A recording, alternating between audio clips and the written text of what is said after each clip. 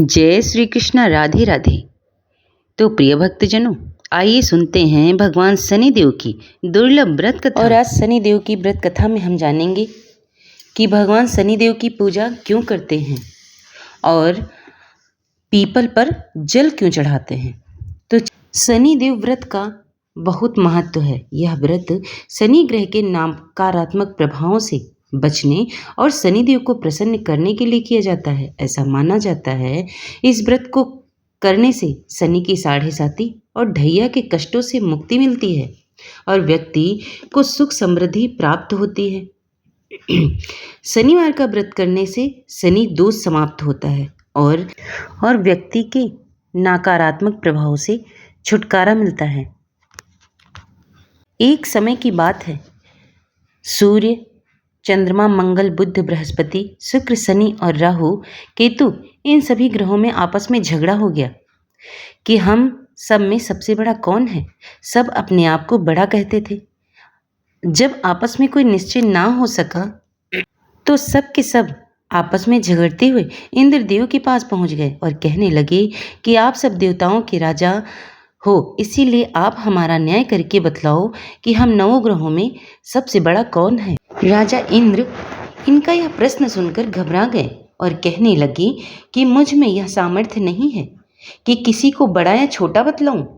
मैं अपने मुख से कुछ नहीं कह सकता, परंतु एक उपाय हो सकता है। इस समय पृथ्वी पर राजा विक्रमादित्य दूसरों के दुखों को दूर करने वाले हैं, इसलिए तुम सब मिलकर उन्हीं के पास जाओ, वहीं तुम्हारे प्रश्न का उत्तर देंगे। ऐसा वचन सुनकर सभी ग्रह देवता चलकर भूलोक में राजा विक्रमादित्य की सभा में जाकर उपस्थित हुए और अपने प्रश्न को राजा के सामने रखा। राजा उनकी बातें सुनकर बड़ी चिंता में पड़ गए कि मैं अपने मुख से किसको बड़ा और किसको छोटा बतलाऊं। जिसको छोटा बतलाऊंगा वही क्रोध करेगा। परंतु उनका झगड़ा निपटाने के लिए राजा ने एक उपाय सोचा कि सोना, चांदी, कांसा, पीतल, सीसा, रांगा, जस्ता, अभ्रक, लोहा आदि 9 धातुओं के 9 आसन बनवाएं और सब आसनों को क्रम से, जैसे सोना सबसे पहले और लोहा सबसे पीछे बिछाए गए। तत्पश्चात राजा ने सब ग्रहों से कहा, आप लोग अपने अपने क्रम से आसनों पर बैठिए। जिसका आसन सबसे आगे है वह सबसे बड़ा और जिसका आसन सबसे पीछे है उसे सबसे छोटा जानिए। चूँकि लोहा सबसे पीछे था और शनिदेव का आसन था, इसलिए शनिदेव ने समझ लिया कि राजा ने मुझको सबसे छोटा बना दिया। इस पर शनि का बड़ा क्रोध आया और कहा, राजा तू मेरे पराक्रम को नहीं जानता। सूर्य एक राशि पर एक महीना और चंद्रमा 2.25 दिन, मंगल 1.5 महीना, बृहस्पति 13 महीने और बुध और शुक्र 1 महीने, राहु और केतु दोनों उल्टे चलते हुए केवल 18 महीने तक राशि पर रहते हैं, परंतु मैं एक ही राशि पर 30 महीने तक रहता हूँ। बड़े बड़े देवताओं को भी मैंने भीषण दुख दिया है। राजन सुनो, रामचंद्र जी का साढ़े साती आई तो वनवास हो गया और रावण पर आई तो राम और लक्ष्मण के सेना लेकर लंका पर चढ़ाई कर दी। रावण के कुल का नाश कर दिया। राजा तो अब सावधान रहना। राजा कहने लगा, जो कुछ भाग्य में होगा देखा जाएगा। उसके बाद अन्य ग्रह तो प्रसन्नता पूर्वक चले गए, परंतु शनिदेव बड़े ही क्रोध के साथ वहां से सिधारे। कुछ समय काल बीतने पर जब राजा को साढ़े साती की दशा आई तो शनिदेव घोड़ों के सौदागर बनकर उनके अनेक सुंदर घोड़ों के साथ राजा की राज्य में आए। जब राजा ने सौदागर के आने की खबर सुनी तो अपने अश्वपाल को अच्छे अच्छे घोड़े खरीदने की आज्ञा दी। अश्वपाल ऐसे अच्छे नस्ल के घोड़ों को देखकर और उनके मूल्य सुनकर चकित हो गया और तुरंत ही राजा को सूचना दी। राजा उनमें से एक अच्छा सा घोड़ा चुनकर उस पर सवारी के लिए चढ़े। राजा के घोड़े की पीठ पर चढ़ते ही घोड़ा जोर से भागा और बहुत दूर एक बड़े जंगल में जाकर राजा को छोड़कर अंतर्ध्यान हो गया और राजा अकेला जंगल में भटकता फिरता रहा। बहुत देर बाद राजा ने भूख और प्यास से दुखी होकर भटकते भटकते एक ग्वाले को देखा। ग्वाले ने राजा को प्यास से व्याकुल देखकर पानी पिलाया। राजा की उंगली में एक अंगूठी थी। उसने उसे निकालकर प्रसन्नता के साथ ग्वाले को दे दी और शहर की ओर चल दिया।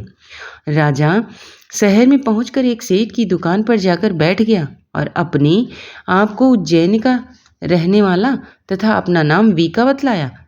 सेठ ने उसको एक कुलीन मनुष्य समझकर जलपान कराया। संयोग से उस दिन उसकी दुकान पर बिक्री बहुत अधिक हुई। तब सेठ उसको भाग्यवान पुरुष समझकर भोजन कराने के लिए अपने निवास स्थान पर ले गया। भोजन करते समय राजा ने एक आश्चर्यचकित बात देखी। खूंटी पर हार लटक रहा और वही खूंटी उस हार को निगल रही। भोजन के पश्चात घर आने पर जब सेठ को घर में हार ना मिला तो सबने यही निश्चय किया कि सिवाय उस व्यक्ति के और कोई घर में नहीं आया, अतः अवश्य ही उसने ही चोरी की है। परंतु वीका ने हार लेने से इनकार कर दिया। इस पर 5-7 आदमी इकट्ठे होकर उसको फौजदार के पास ले गए और फौजदार ने उनको राजा के सामने उपस्थित कर दिया और कहा कि ये आदमी तो भला प्रतीत होता है, चोर नहीं मालूम होता, परंतु सेठ का कहना है कि इसके सिवाय कोई और घर ही नहीं आया, अवश्य ही इसी ने चोरी की है।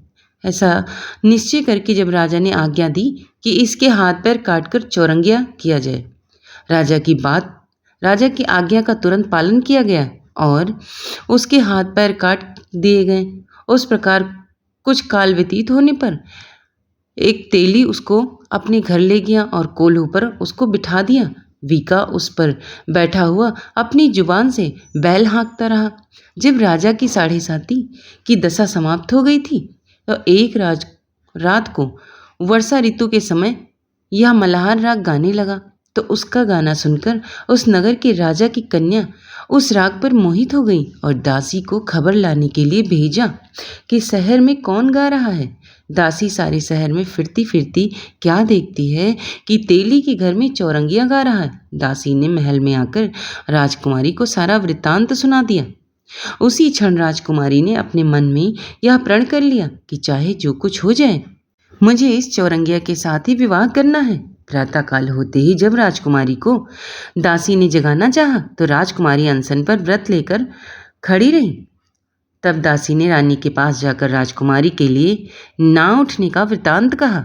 रानी के तुरंत ही वहां पर आकर कुमारी को जगाया और उसके दुख का कारण पूछा। तो राजकुमारी ने कहा, माता जी, मैंने यह प्रण कर लिया है कि तेली के घर में जो चौरंगिया है उसी के साथ विवाह करूंगी। रानी ने कहा, पगली, क्या बात कर रही हो? तेरा विवाह तो किसी देश के राजकुमार के साथ किया जाएगा। कन्या कहने लगी, माता जी, मैं अपना प्रण कभी नहीं तोड़ूंगी। चिंतित होकर रानी ने यह बात राजा को बतलाई। राजा ने भी आकर यही समझाया कि मैं अभी देश देशांतर में अपने दूत भेजकर सुयोग्य रूपवान एवं बड़े से बड़े गुणी राजकुमार से के साथ तुम्हारा विवाह करूंगा। ऐसी बात तुमको कभी नहीं सोचनी चाहिए। राजकुमारी ने कहा, पिताजी, मैं अपने प्राण त्याग दूंगी, दूसरे के साथ विवाह नहीं करूंगी। इतना सुनकर राजा ने क्रोध से कहा, यदि तुम्हारे भाग्य में ऐसा लिखा है तो जैसी तुम्हारी इच्छा है वैसा करो। फिर राजा ने तेली को बुलाकर कहा कि अब सुनेंगे, तुम्हारे घर में चौरंगिया है और उसके साथ मैं अपनी कन्या का विवाह करना चाहता हूँ। तेली ने कहा, यह कैसे हो सकता है? कहाँ आप इतने बड़े राजा और कहाँ मैं एक नीच तेली? परंतु राजा ने कहा, भाग्य में लिखे कि कोई टाल नहीं सकता। जाओ, अपने घर जाकर विवाह की तैयारी करो। राजा ने उसी समय तोरण स्तंभ लगवाकर राजकुमारी का विवाह चौरंगिया विक्रमादित्य के साथ कर दिया। रात्रि को जब विक्रमादित्य और राजकुमारी महल में सोए तो आधी रात के समय शनिदेव ने विक्रमादित्य को स्वप्न में दिखाया कि राजा, मुझको छोटा बतलाकर तुमने कितने दुख उठाए। राजा विक्रमादित्य ने क्षमा मांगी। शनिदेव ने प्रसन्न होकर विक्रमादित्य को हाथ पैर दिए तथा राजा ने कहा, महाराज, मेरी एक प्रार्थना स्वीकार करें। जैसा दुख आपने मुझे दिया है ऐसा और किसी को भविष्य में ना देंगे। शनिदेव ने कहा, तुम्हारी यह प्रार्थना स्वीकार है। जो मनुष्य मेरी कथा सुनेगा या कहेगा, उसको मेरी दशा में कभी भी किसी प्रकार का दुख नहीं होगा। और जो निश्चय ही मेरा ध्यान करेगा या चींटियों को आटा डालेगा, उसकी सब मनोरथ पूर्ण होंगे। इतना कहकर शनिदेव अंतर ध्यान हो गए। इसी बीच राजकुमारी की आंखें खुली और उसने राजा के हाथ पांव देखे तो आश्चर्य को प्राप्त हुई। उनको चकित देखकर राजा ने अपना सारा हाल बताया कि मैं उज्जैनी का राजा विक्रमादित्य हूँ। यह बात सुनकर राजकुमारी अत्यंत प्रसन्न हुई। प्रातःकाल राजकुमारी से उसकी सखियों ने पूछा तो उसने अपने पति का सारा वृत्तांत कह सुनाया। तब सबने प्रसन्नता प्रकट की और कहा, ईश्वर ने अपनी मनोकामना पूर्ण कर दी। जब उस सेठ ने यह सुना तो वह विक्रमादित्य के पास गया और उसके पैरों पर गिरकर क्षमा मांगने लगा कि आप पर मैंने चोरी का झूठा दोष लगाया था, अतः आप मुझको जो चाहें दंड दें। राजा ने कहा, मुझ पर शनिदेव का कोप था, इसी कारण यह सब दुख मुझको प्राप्त हुआ है। इसमें तुम्हारा कोई दोष नहीं है। तुम अपने घर जाकर अपना कार्य करो। सेठ बोला, मेरी आत्मा को तभी शांति मिलेगी जब आप मेरे घर चलकर प्रीतिपूर्वक भोजन करेंगे। राजा ने कहा कि जैसी आपकी मर्जी वैसा ही होगा। तब सेठ ने अपने घर जाकर अनेक प्रकार के सुंदर भोजन बनवाए और राजा विक्रमादित्य को प्रीति भोज दिया। जिस समय राजा भोजन कर रहे थे, एक अत्यंत आश्चर्यचकित करने वाली बात दिखाई दी। जो खोटी हार को पहले निगल रही थी, वह अब हार उगल रही है।